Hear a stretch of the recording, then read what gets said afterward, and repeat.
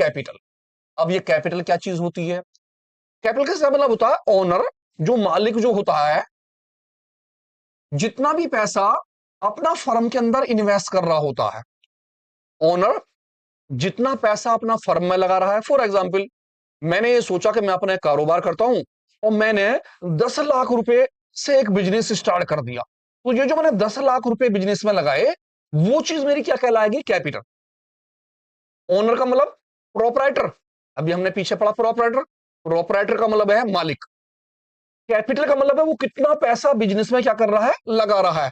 जितना पैसा वो बिजनेस में लगाता है उसे हम क्या बोलते हैं? Capital. Capital amount invest by the owner in the firm known as capital. जितना भी पैसा वो बिजनेस में लगा रहा होता है, उस पैसे को हम कैपिटल कहते हैं। अब जरूरी नहीं है वो रुपए लगाए, उसके पास अगर रुपए है तो वो रुपए भी लगा सकता है, अगर उसके पास क्या है? गुड्स, तो वो गुड्स भी लगा सकता है। कभी कभी क्या होता है, सपोज कीजिए मैं एक टीचर हूं, मैंने सोचा हम किताबों का कारोबार करते हैं, तो मेरे पास बहुत सारी किताबें थी अपनी सैंपल में आई हुई है, जैसे भी आई हुई, तो मैंने सोचा कि इन किताबों को भी बिजनेस में लगा लेते हैं, कुछ नई किताब खरीद लेते हैं। फॉर एग्जाम्पल, मेरे पास 10 किताबें थी, तो मैंने 10 तो बुक्स अपनी वाली ले ली, 50 बुक्स में बाजार से खरीद कर आ गया, जो मैंने कैश में ली। तो इस तरह से टोटल बुक्स मेरे पास कितनी हो गई? 60।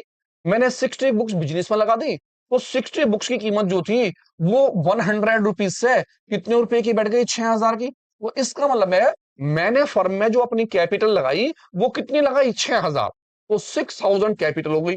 अब आप ये कह सकते हो कि कैपिटल का मतलब है आप रुपए भी लगा सकते हो और आप गुड्स भी लगा सकते हो, या और अदर कोई भी चीज। कैपिटल का मतलब वो अमाउंट जो ओनर अपने बिजनेस में लगाता है, हम उसे कैपिटल बोलते हैं।